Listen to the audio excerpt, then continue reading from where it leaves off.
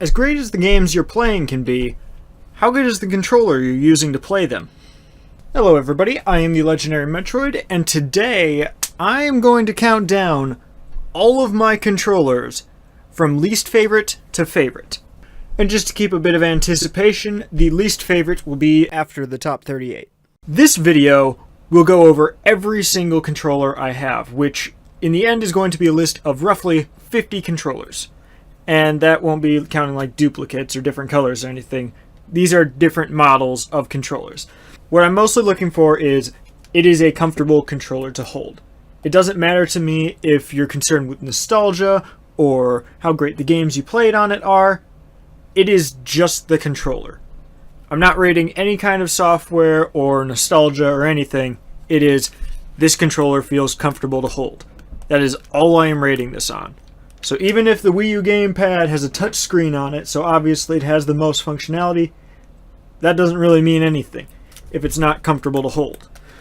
Although there will still be 50 listed, there are a few that I cannot include because they don't really fall into the same category, even though they still technically are controllers. First of those is the NES Zapper. Secondly is the Google Cardboard, or cheap VR headset, I suppose you could call it. And the third of those is the Xbox One Kinect, which, somewhere there. Because that one, I really don't know how you judge that one. We're going to split this up a bit. We got 50 controllers to go over. Let's start out with the top 38. In 38th place, we have the DSi. Now this is the non-XL variant, and as great as it is as a controller, and it still has all the buttons you could want, they still feel a bit clicky and a bit flat. Now I realize this was just so that it could be more portable, but it is very square, and all of the points on it either feel like there's nowhere for your palm to go, or wherever it is, it's like a sharp point. Thus, it is only getting the 38th place on my list. In 37th place, we have the new 3DS XL, which, although it fixes a bit of the issues with the DSi, the buttons feel like they have a bit more texture to them, and the trigger buttons don't feel quite so clicky. I'm also happy that it's a bit larger, which works well because I have larger hands, and the buttons are a bit more spaced out, which makes them a bit easier to use. And I really enjoy the circle pad on it, which, although it seems a bit non-traditional, it is actually really comparable and definitely stands out against something like the PSP. But my big complaint with it is it still doesn't feel that good in the palm of my hand. Which, although it's rounded and bigger than the DSi, it's still pretty flat, and it just kind of hurts a little bit and makes it feel a bit numb. I just am not a big fan of the such thin bezel where it goes into your palm.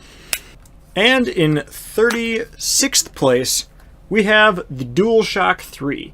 So this is the main controller that people will be using if they happen to have the PS3. And the biggest problems I have with this are L2 and R2. So these are basically the triggers, or ZLZR, if you're familiar with other brands. But they're really unusual because they're curved in the opposite direction of when you'd press them down, and they feel very mushy. They don't feel very tactile, and I'm not really a big fan of that. And it also, I don't know why, I have 4 PS3 controllers. All of them are like this. The analog sticks are incredibly loose. Like, I have experienced a lot of analog sticks, and these ones, I'm not a fan. They're so loose, they feel so flimsy, so low quality. It doesn't even feel like they'd have input behind them. They're so loose on there. And I'm not really a big fan of it. I want more of like a pop back to the center in an analog stick. These ones just feel like there's no resistance at all if you're using them. And that is why it only gets the 36th place on my list. And in 35th place, we have the PSP. So the particular model I have is the PSP 2000, although as far as I can tell, they all should feel mostly the same between the main PSP models.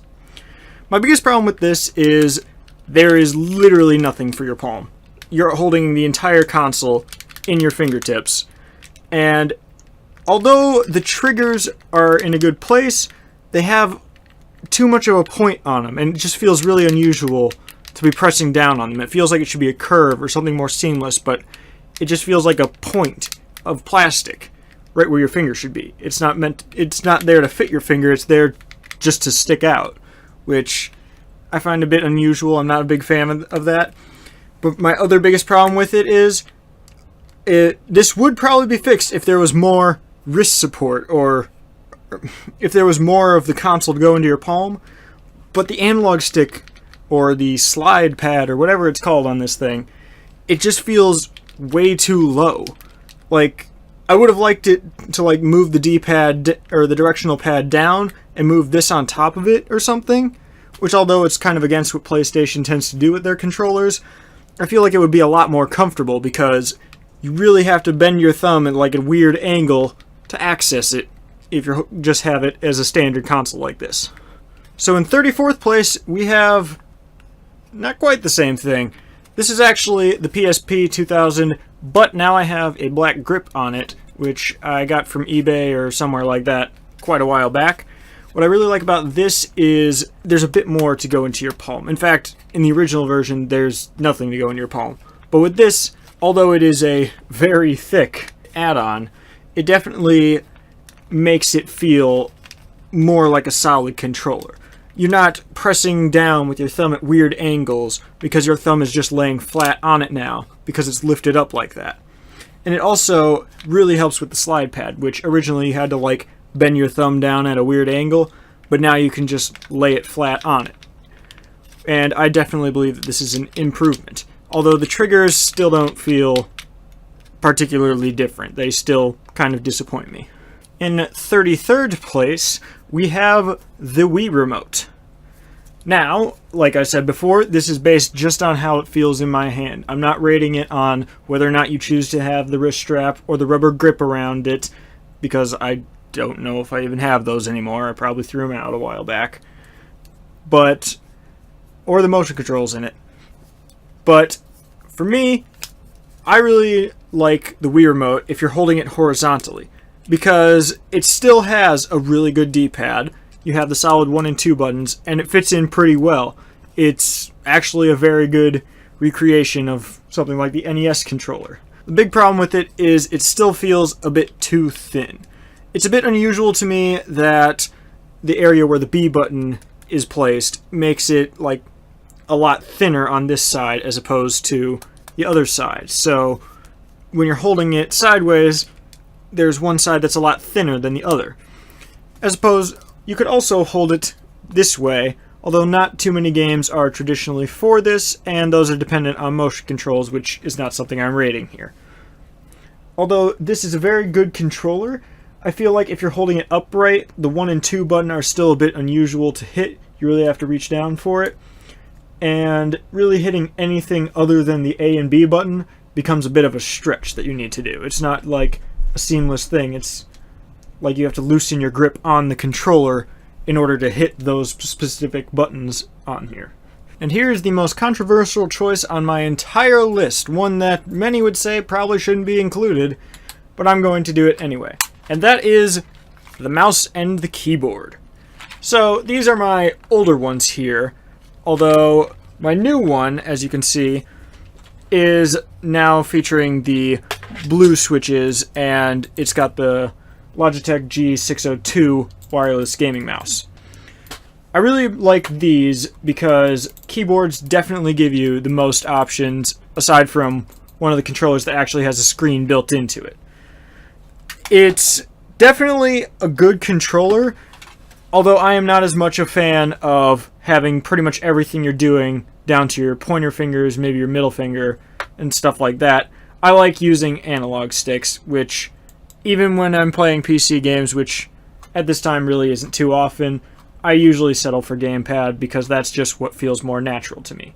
As many options as PC might have, I'm not familiar enough with it to consider it a favorite of mine. Now in 30th place, I've decided to swap out my keyboard for what in my case happens to be the Razer TARDIS Chroma. Now this is kind of a hand grip. It replaces the keyboard with something that is shaped to fit your hand quite a bit better, as it's shaped to your hand and has adjustments on it. It also adds in a sort of analog stick, although I typically don't use it as such. What I really like is it is meant for all kinds of customization, and although it would take a bit of additional setup, I really think it's worth it in any games that I intend to play more often or for longer periods of time, as I find it a lot more comfortable and I can assign abilities just to a direction on an analog stick as opposed to like all the buttons around WASD. In 29th place we have... where is it? The Super Nintendo Entertainment System. Now the one I have isn't first party because who knows why I haven't bothered to replace it, but I really should. What I really like about this one, we're getting into controllers that I really like now. The buttons are very solid on it. I really like the shape of it. The roundness, although there's nothing for your palm, the roundness matches where your fingers would be perfectly, and the triggers on it, or the L and R buttons, really don't feel like they're thrown on there. They feel like they're really part of where your fingers are just going to be naturally. I really like the giant D-pad. Like, even though I have a large hand, it's still slightly bigger than like the width of my thumb, which I can really appreciate because a lot of consoles have pretty small D-pads nowadays. The buttons are spaced out really well, and although there's not a lot, there's really no support in the palm, it's a light enough controller that it's not something you'd really be bothered by. And in 28th and 27th place, we have the Nintendo Switch Joy-Cons. Now these aren't just the Joy-Cons as they're typically used or as they come with the console. These are in a special hand grip that I got off of Amazon recently, and I'll link it down below, but it is typically out of stock, which is very unfortunate, but whenever they are really cheap, and they definitely increase how comfortable the Joy-Cons happen to be. Although the SL and SR buttons appear to be pretty small on it, it is not something that you're going to notice once holding it. It definitely makes them easy to press, and it doesn't feel like like anything is taken away from you. I really appreciate that the grooves in the back match where your fingers naturally end up being anyway, so even though it only adds a little bit into your palm, it definitely feels a lot more solid and a lot more like you know what you're doing. In this particular case, I prefer the left Joy-Con on its side slightly more than the right Joy-Con on its side. Now this is actually a pretty hard choice for me to make because, for the most part, they feel pretty much the same. Although the left Joy-Con in particular I like a bit more, simply because when I'm using the right Joy-Con, it feels a bit more of a stretch. Now, the biggest difference is that although the button spacing and the analog stick spacing is the same, it's either towards the left or the right side of the controller. Now, for me in particular, I prefer the analog stick as far to the left as it would go, rather than having the buttons as far to the right as they could go. It's just a personal preference, but that's how I prefer it. But these grips are definitely worth picking up. They make the single Joy-Cons so much better. Now, in 26th place, we have the PSP 2000 returning for a third time, but now with this huge grip, which I got quite a while ago, don't really remember where, but this is heavy-duty stuff. It adds in a handle and a stand, but those aren't quite what I'm rating today. The additional area that goes down into the palm of your hand, it's some of the largest on any controller I have here, and I really appreciate that because it doesn't feel like it's cutting off or there's like a nub in your hand. It just feels like there's an entire curve of the controller to go down all of the length of your palm, which really makes it feel a lot more solid, and it's a lot easier to hold. And due to it being like this, all the things that I said for the previous black grip that I have are still in effect, because as opposed to distancing your hand from it by adding depth, this one chooses to add width, which, although this makes it not quite as portable as you might like it to be, it definitely makes it the most comfortable grip of all of the PSP styles, And it also holds your hand in just such a way where you're pressing more on the side of the L and R buttons, and I believe that they feel just fine in this state, as opposed to other states where they feel a bit pointy. And in 25th place, we have the Nintendo 64 controller. What I really like about this is, although it looks to be one of the most unusual controllers ever, it is actually of a very good and ergonomic shape that feels very nice in your hand. I really like this because something it does that very few controllers do is they have it so you're pressing two buttons at once, kind of, when you're gripping the controller.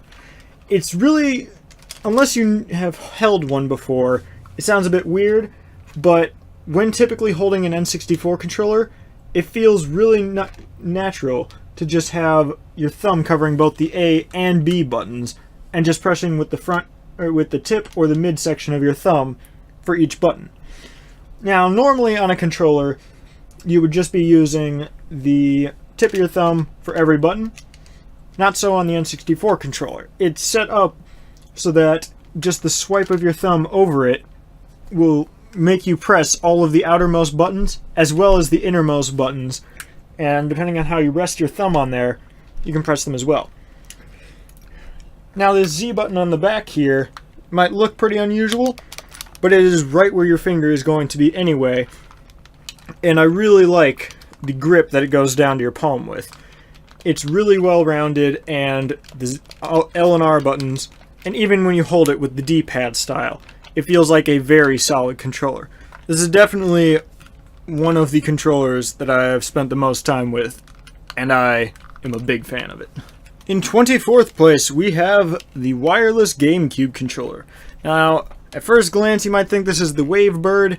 Not so. I broke my Wavebird when I was a kid and have yet to replace it. This, on the other hand, is made by Fanticue, or however it's pronounced. And what I really like about it is that it is a GameCube controller, but it's styled more for larger hands. Now, the build quality on it is not the best, but I really appreciate how it has the GameCube shape, although it's larger. The buttons are fairly clicky, and the D-pad is probably not as is nowhere near as good as it was on the original, but I really like how it's just the GameCube controller, but larger. And that works really well for me and the way that I like to have my controllers laid out. Now, in 23rd place, we have the Nintendo Wii Classic Controller Pro. Now, there is also an original version of this that does not have really hand grips on it, and the triggers are more in line with how they are on the new Nintendo 3DS XL.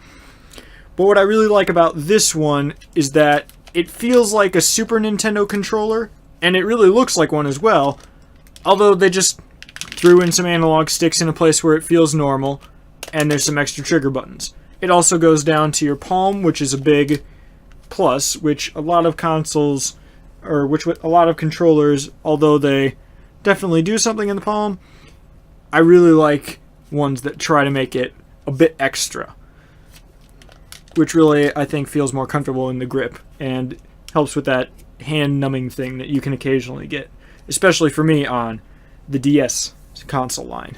It doesn't feel like anything is particularly different from the Super Nintendo controller, although it is a bit larger and it does fit my hands quite a bit better. It's definitely my go-to controller if I am playing any sort of retro game that happens to be compatible with it. Now, in 22nd place, we have the PlayStation Vita. Now, this is just the regular console, haven't done anything to it. And what I really like about this right away is, similar to the Super Nintendo controller, although it doesn't have a lot to offer in the palm department, the curves on the side of it really fit your hand quite well and leave your hand already in the position to be using the analog sticks and the buttons quite comfortably. Now, although there's still no palm support, it can get a bit uncomfortable after time has passed, although I really like how they fixed the trigger or the bumper buttons on this. They feel a lot better to me, and the touchscreen is still something that can easily be accessed because it's a small enough device. I really like the analog sticks on this. A lot of people say that they're pretty cheap or that they're not that good. it is a huge upgrade to the PSP's analog sticks, and honestly, I'd probably even put them above the Nintendo Switch analog sticks. The only thing really holding this back is not a lot of palm support, and the analog sticks feel pretty tiny by analog stick standards, so it can be a bit unusual to get used to. One other thing about the PlayStation Vita, though, is it has my favorite D-pad of any controller. I believe that this is a very solid piece, although all of the PlayStation controllers use a single piece to be the entire directional pad, even if there's some gaps, or even if there's a shell overlaying them. They all feel a bit unusual to me. PlayStation Vita one, they just put the entire thing on top and curved it to your hand. But as opposed to making it just a plus sign, it's also rounded off. So it feels kind of like what the Xbox 360 one is trying to be, but it works incredibly well. Because of the tactile feedback on it, it feels just like a normal D-pad if you want it to, or kind of like the D-pad on the 360 controller if you want it to. It's a bit unusual to explain unless you've tried it, but it is the most comfortable directional pad, I believe, and it definitely is a favorite of mine. And here in 21st place is the Nintendo Switch. Now, this isn't any particular control configuration for playing in TV mode. This is actually using the entire unit as a handheld console, sort of mimicking what the Wii U gamepad looks like. Now, what I really like about this is just how flat the back of it is. You're not going to have your fingers on the back touching or wrapping around something. They can just lay flat, which feels very comfortable. My big problem with it is that the right analog stick still feels a bit low, and that's a complaint that a lot of people have had, but as you get used to it, it's not as big of a deal. You just have to be really used to using the center of your thumb as opposed to the tip of your thumb, which then it starts to feel a lot better. I still don't really like as much because my middle fingers sometimes brush on the Joy-Con detached buttons, which is a bit annoying, but you really don't notice it that much. I still wish that it would be a bit more solid. I believe that this would have been a better console in single-player mode if these were inverted back to symmetrical on the top. Although, for two-player mode, that's obviously why this had to be this way. And in 20th place, we have the Wii U gamepad. Although the Switch is a very good console, and it feels great in your hands, even in tablet mode like that, the Wii U controller, although significantly cheaper looking and feeling, I believe that the shape works much better for me. I'm a much bigger fan of how the triggers feel, especially since it's one of few controllers where I like to hold it with all four, with both triggers and both bumpers, with a finger on them at all time, rather than alternating with my pointer fingers. I believe that the symmetrical analog sticks works incredibly well, and I'm really happy with the build overall of how large some of these buttons are. As these added grips in the back that add a bit of roundness definitely make it a bit more comfortable to hold, and really this is a very solid controller. It's just a bit large, which you really don't notice when you're used to it, but I still feel like it's a pretty large controller. I really am a big fan of all the palm support and the way that the triggers and bumpers can be used simultaneously in a comfortable grip. This is definitely one that I like a lot more than most people do, but hey, that's just me. Now in 19th place, we have the Wii Remote plus the Nunchuck. Now, although I said what I already had to say about the Wii Remote, what I really like about adding in the Nunchuck is that it feels like a cohesive controller now. It still doesn't have a right analog stick or anything, and there's not really any additional D-pad or whatever on the Nunchuck, although it feels really nice to be holding something like this as a pair. It's also really nice because, unlike traditional controllers where you have to hold them right next to each other, with this, you can just kind of hold it however you want. Granted, you still have a wire in the middle that keeps them connected and gives you a limit to how far you can reach, but really you can just kind of hold these however you want, and I find them to be one of the more relaxing controllers. It's just a shame that so many games rely on motion controls, which don't give you as much of an option to do that. And in 18th place, we have the PlayStation 1 controller. Now this one is just the PlayStation 1 controller. This is not the DualShock no number. This is the original PlayStation controller. Now, nowadays, most people don't even remember that this thing exists because they're all familiar with the regular DualShock, which has the analog sticks on it. Now, this, I believe, is a very good build on a controller, and at the time that this came out, this was my favorite controller. Now, what I really like here is that unlike the PS3, there is no analog sticks to be complaining about. This feels like a controller that was built to not require analog sticks, and it works just fine that way. I really like how the L1 and the L1R1 and the L2R2 are all just the same buttons. I would prefer that there was a bit more of a distinction, or maybe they were closer together. The spacing between them and how thin the buttons are is a bit unusual to get used to, but I do like it. I would prefer it if there was a bit more of the space up here utilized. I really like how it fits in your palm still, although it's got to be one of the weirder ones because it's not really a controller that fits in your palm as much as it's a controller that fits in the lesser used fingers when typically holding a controller. Overall, a great controller, and I definitely recommend it. And directly following in 17th place, we have the DualShock 1. Now this is almost the identical controller to the previous one, although now there is analog sticks added in. The buttons feel pretty much all the same, but the analog sticks are, well, they've now been added. They also changed L2 and R2 to be much larger buttons, which I feel is a more solid build, and I prefer that style. But I believe that this is a very good controller. They did change the backside a little bit compared to the original DualShock, which, although it looks pretty similar, it is quite a bit more rounded and it fits your hand slightly better than the original did. And just continuing the trend further, we have the DualShock 2. Now, personally, I really don't find any significant difference in build quality, shape, or anything to the DualShock 1. As far as I can tell, the analog sticks are a bit stiffer, which is something that I'm preferring in comparison to the PlayStation 1, or to the DualShock 1. Otherwise, really not a lot has changed. It feels pretty much the same. The buttons feel of slightly better build quality, but really you need to be comparing them very thoroughly to find any particular difference in how this feels as opposed to the DualShock 1. And in 15th place, we have the DualShock 3, but modified.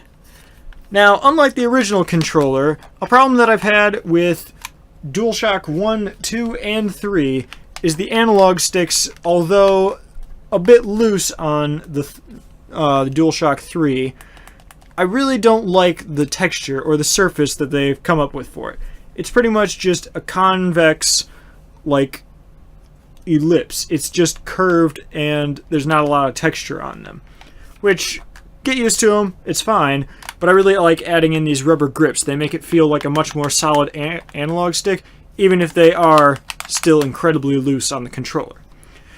And also, the big problem that I have with the DualShock 3 is that the triggers were in a very unusual shape and they felt pretty mushy. Although these make them feel just like a trigger should. It makes them feel a lot more, it fits your finger a lot more. It doesn't like have that weird, like, my finger might fall off when I flick it. It just hooks your finger and it feels like a much more solid button, even if it technically isn't the same button that you're pressing. Or the reason that I had the DualShock 1 and 2 above the DualShock 3 isn't just the analog sticks, it is those triggers. Because when compared to just how bad the DualShock 3 triggers are unmodified, I really do prefer the just a button to represent L2, R2 on the DualShock 1 and 2. And in 14th place, we have a third-party Xbox One knockoff controller. I picked this up mostly just because it was super cheap, and I was having difficulties getting my first-party Xbox One controller to work with the PC. And guess why it wasn't working? I didn't have the wire plugged in all the way. I'm an idiot. But now this one mostly collects dust, but it is still a very solid controller. It's mimicking the Xbox One controller very well. Obviously, it has lower build quality, and some of the buttons feel a bit more clicky. But what I really don't like is the spacing between LB, LT, RB, and RT, where there's not like a seamless gap. It's got like this sharp corner that your fingers have to overcome. I'm not really a big fan of that. And another thing really holding this back, as you can see I have these thumb grips on it, there's a reason for that. Now I don't remember what brand made it, but there was those terrible N64 controllers. Anyone who like tried playing N64 at a friend's house, they probably had someone who got stuck with these every time. But they had the terrible D-pads on it that felt like they would cut your finger rather than let you play the game. That's what the analog sticks on this are like. I don't know what the texture is there, but it is not comfortable. It feels like it's going to really like start cutting apart your finger. And that's why I've decided to keep grips on mine. I've also heard that these are incredibly fragile controllers that will just easily break over time anyway. That hasn't happened to me, and I've had this a good 6-7 months, but I wouldn't be surprised. It still feels pretty light duty, and I don't really like the cheap plastic glossy feel on it. In 13th place, we have the original GameCube controller. Now this controller is a very unusual one. It is one of the ones where you can't necessarily say that it is the most unusual controller ever, but you can't really say that it's traditional either. It is the first controller where Nintendo tried to put in a second analog stick, which is also used similar to the C buttons on the N64 controller, although it's more of an analog stick style. What I really like here is that these are some of my favorite buttons on controllers. I love how instead of like the regular 4-button orientation that like literally every other controller tries to go for, this one goes for center button, secondary button, and then the X and Y buttons there. The Z button is also there as one of the bumpers, although it's not really used as a traditional bumper. It's usually used more as an extension to the face buttons. It was also, I believe, the first controller to have multiple stages of how you could hold the L or R buttons, which they have 2 impact points, and there's a lot more give to them. These are some of my favorite triggers on controllers, not just for the feel, but for the shape, because they don't just curve in general, they curve on both sides of your finger, and they are shaped perfectly to fit them. I really like the distancing on some of the buttons, but what I really like about this is definitely the layout of these face buttons over here on the right. Here's one that'll get people mad. You know how the N64 controller was way back there, like 10 choices ago, probably more? Well, up here we have a third-party N64 controller. And anyone who knows anything about N64 is that had so many rip-off controllers, and all of them were terrible. But were they? Now this one is the Mad Catz one, which pretty unfortunate what happened with their business. I believe they just announced bankruptcy or going out of business like in the last month. That's really unfortunate. But these guys made some really solid controllers. Now although the N64 controller is a nice controller, I feel like the Mad Catz version of it is much nicer. Although it is definitely meant for larger hands in comparison, the buttons are so much better. The tactileness, the texture on them, the shape of them even, because on the N64 they're mostly flat. These ones are rounded off. The buttons on here are really solid. The D-pad I wouldn't say is as good. It feels, well, like the 360 D-pad. But the analog stick and the buttons are much better. It's also a larger controller, so the hand grips on the back are definitely more in line with your finger, as opposed to just having a shape. They have grooves to fit your finger, which is usually a hit or miss, but this one nails it for me. And love this controller. This is one of my favorites, and it's always one I'm happy to go back to, even if it is a third-party controller. And here in 11th place is the original Xbox Slim, or Small controller. I'm not entirely sure which off the top of my head, but this is pretty much the first that we see of the traditional Xbox controllers. Originally, what came out was the Duke, which is a huge controller. What I really like about this controller is it is well fit to many hand sizes. Now, a lot of these controllers can feel a bit small if you have really large hands. This one I feel like is really in the sweet spot for size. It feels a lot like the Xbox One controller, obviously of less build quality, but just rounding off the edges a bit more. Similar to the 360, but maybe not quite as good as the 360. Really like the button placement, but I feel like they're still a bit of a stretch. And the D-pad, although possibly taking a bit of a turn for the better compared to the Duke, it's, well, pretty much the 360 one exactly. You'd expect like the black and white button or the start and back button to be like kind of here in the middle or maybe up top, but I really like this choice on the bottom because they're still really easy to hit and it's not like a strain of any type. This is definitely a controller that I think really stands the test of time. And of course, to follow up that, we have the original Xbox Duke controller. Now this is probably one everyone was chanting to be in the 12 worst that's going to be at the end, but nope, here I have it at the 10th place. We are already in the final 10, and we're throwing this thing out there. This controller is not for everyone. It is massive, and you need pretty big hands for really any kind of justification for saying that it is comfortable. Now, although the triggers look a bit odd on the back, they're at the perfect height for me. I really like the way that these buttons are laid out here, which it looks really unusual. It's kind of more an angle instead of spaced out in the traditional diamond style. But everything fits really well for me, and I really like the placement. What I really like about this controller the most, though, is it has some of my favorite palm grip on any controller, because it is just a huge round lump that is exactly as big as it needs to be. And unlike most controllers where this flat part on the back, your fingers will hit it or something, or they'll go towards each other or something, that's not a problem I have here, which is something I really like. This is definitely one of my favorite controllers, and I don't care what the public says, because the public just hates on this for what I believe is pretty bad reason. Remember how I like the Wii Remote and Nunchuck because you can just kind of sit around and hold them however you want? We'll try taking that a step further. You've got the individual Joy-Cons. Now this is not in the Joy-Con grip, this is not on the Switch screen or unit.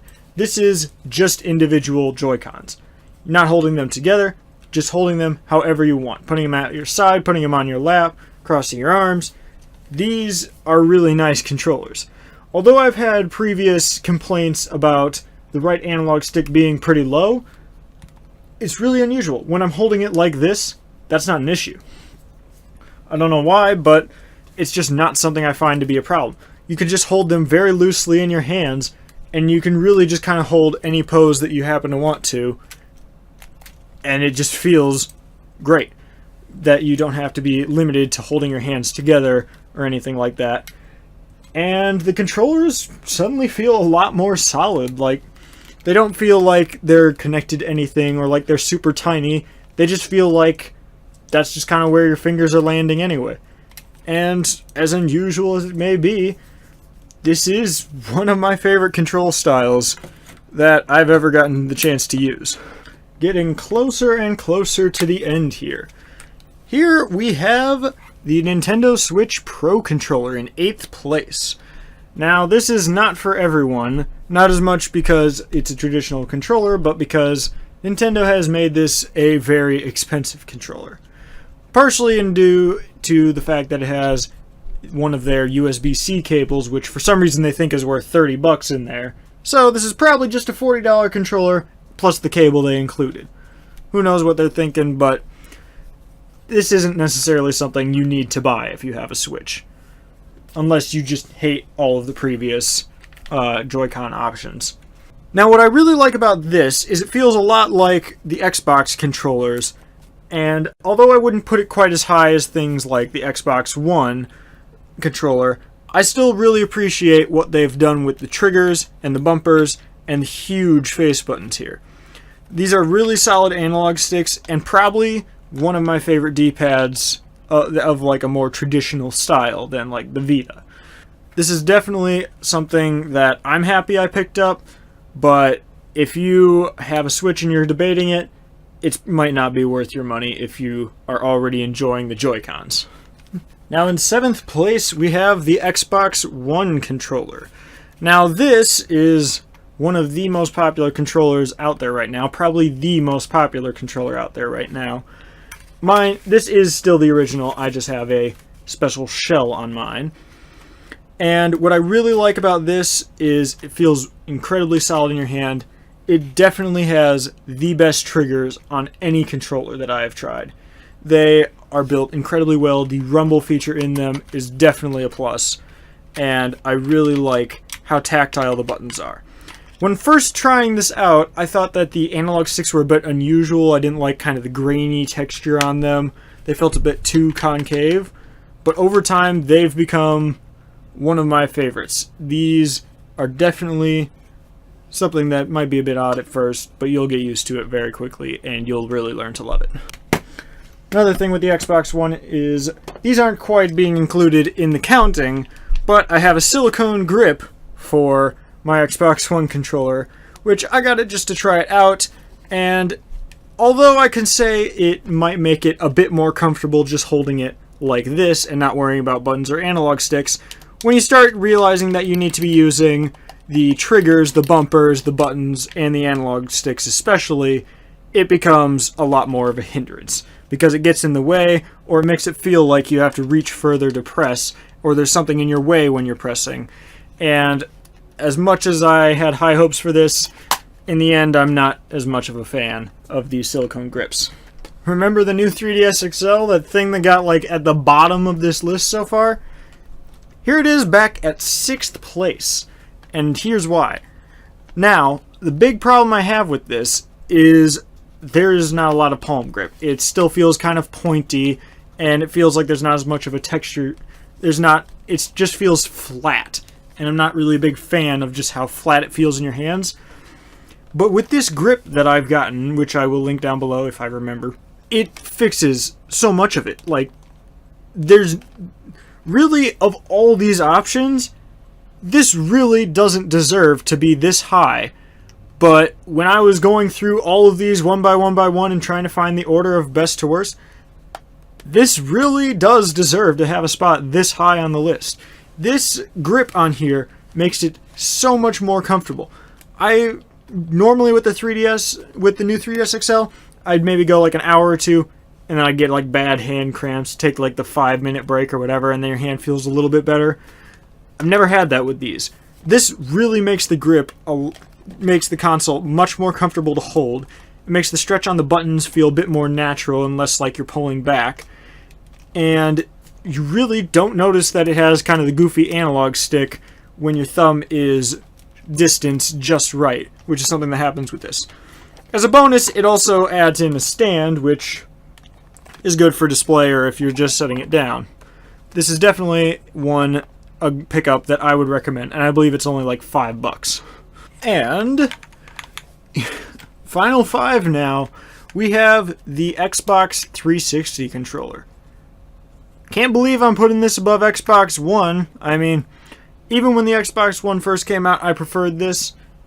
A lot of people don't like this decision of mine, but I still prefer the 360 controller. Although I would not put the triggers as high as the Xbox One controller or the directional pad, just the grip around here, the roundness of it, feels so much better to me. The biggest problem that I really find this to be an almost flawless controller. Sure, the Xbox One had improvements to things like the bumpers and the triggers, but I didn't know that that was a problem using this one. Now, this is just a shell I have on it. This controller is actually kind of bad because I did the shell a bit weird, so there's some battery pack dislodging occasionally. But just the original one even, it feels just fine. I'm really a big fan of it. Some of the most tactile buttons, I think, on any controller. I just really wish there wasn't this battery pack in the back, because you want your fingers to spread out a bit more, but they're just hitting this thing, which in some cases, if you're pretty unlucky with a controller, like this gold one I have here, it could potentially deactivate the controller, which was not really something I was a big fan of. So, as good as it is, it's still only going to make 5th place for me. In 4th place, we have the Xbox 360 controller, but wired. Now, this list isn't to say whether wired or wireless is better, because, frankly, I don't care too much given the setup that I have here. But my biggest problem with the 360 controller is obviously the battery pack in the back. I wish that that wasn't as obstructive as it is, which, although the Xbox One fixed it, what I really like is the way that it was used on the wired 360 controllers. Now, this is all the same as the original 360 controller, although there's no battery pack, which gives your fingers a lot more space and you feel like you have more of a grip on the thing, and there's not like something keeping your fingers from going where they naturally would want to end up. Here we are in the top 3, and this is going to surprise so many people. No one is going to have seen this one coming, guaranteed. 3rd place, PlayStation Vita with grip. Now there's actually 2 mods on the PlayStation Vita right now. Although it has a similar grip to the one I have on my PSP, this one I believe is of a higher quality because the build material as well as the shape of it feels a bit better. But as I said before, I really like how it's so long on the sides for your palm that you don't even have to feel the bottom of it. Also, another problem I had with the PlayStation Vita is the analog sticks were pretty tiny, which was understandable, but a bit unusual to hold. These are actually repurposed Xbox One analog sticks that just pop on top of PlayStation Vita analog sticks and make them Xbox One analog sticks, like, essentially. In look, feel, everything like that. This, I believe, makes it an incredibly solid console. Everything is still distanced well. The triggers are in a good place. It has an opening for the rear touchpad, which really an underused feature on here, which unfortunately I'm kind of glad it's mostly unused. But this is definitely a huge improvement. One of my favorite controllers of all time. But it is still only going to be getting 3rd place on my list today. Down to the final 2, and in 2nd place we have the Wii U Pro controller. Now I know the Nintendo Switch controller really does deserve to be above this one, but this, I don't know, I just fell in love with it. A lot of people never got a chance to try this controller, and it's pretty unfortunate. No one really knew about it, it wasn't advertised as much, and not a lot of people were really searching for it because games were still compatible with the Wii Remote and the Nunchuck and stuff like that. This is basically the Wii U gamepad, but made into a normal controller. Now, the analog sticks being up here seems pretty unusual. It looks like it'd be uncomfortable, but in the end, this is probably how I would prefer it. I am a big fan of this. It has some of my favorite palm support in one of these more traditional controllers because it goes a bit longer than really most of the others. It has a very solid D-pad and the button spacing is really nice. And although they look a bit unusual, although they look to be of lower quality, the ZL and ZR buttons on here are definitely something I'm still a big fan of. And like the Wii U gamepad, it's one of the controllers where I find myself holding it with 4 fingers on top as opposed to 2. This thing also has a battery life that will pretty much never die. And number 1, of course, the one everyone probably expected, the DualShock 4. Now, this, although I've said things like preferring the analog sticks on top and not liking the style that DualShock has previously done with the analog sticks, this one nails it. This is easily my top controller of all time. There is very few controllers here where I'd say like the weight really nails it. A lot of these feel a bit light or a bit heavy, which isn't something you'd really notice until you're in the comparing state of things. This one, right on the mark. I love the grips, or I love the area they have here for what goes into your palm, because it doesn't try to be like this weird shape, or it doesn't try to have like a flat edge on the inside like the Xbox One controller. This one is literally just like a round ball that kind of fits the space that would normally be there if you were making a fist or something. The analog sticks are in a much better place on the original PlayStation. All the PlayStation controllers before this, I felt like they were a bit close. The design on the analog sticks here is probably my favorite orientation that an analog stick has ever been in, both with convex and concave shape to it. Although I've heard that these can wear and tear easier than a lot of controllers. Never happened to me. Although they seem a bit odd, I really enjoy where the option and the share keys are on here. And the light bar, although a bit annoying, is a good place to put a decal if you happen to want to get one of those. The triggers that were such a big problem with the PS3 are fixed here. And they are much more solid, much more tactile, and they're in a much more comfortable shape. I also really like how they added more of the rounded finish to the L1 and R1 buttons. Overall, this is by far my favorite controller of all time. And even though I also have the silicone grip for this, it suffers from most of the same issues of the other one, where it feels a bit more comfortable until you start using and needing buttons, and then it feels like it's a hindrance. So those were my 38 favorite controllers of the options I have available to me. Now, as for the last 12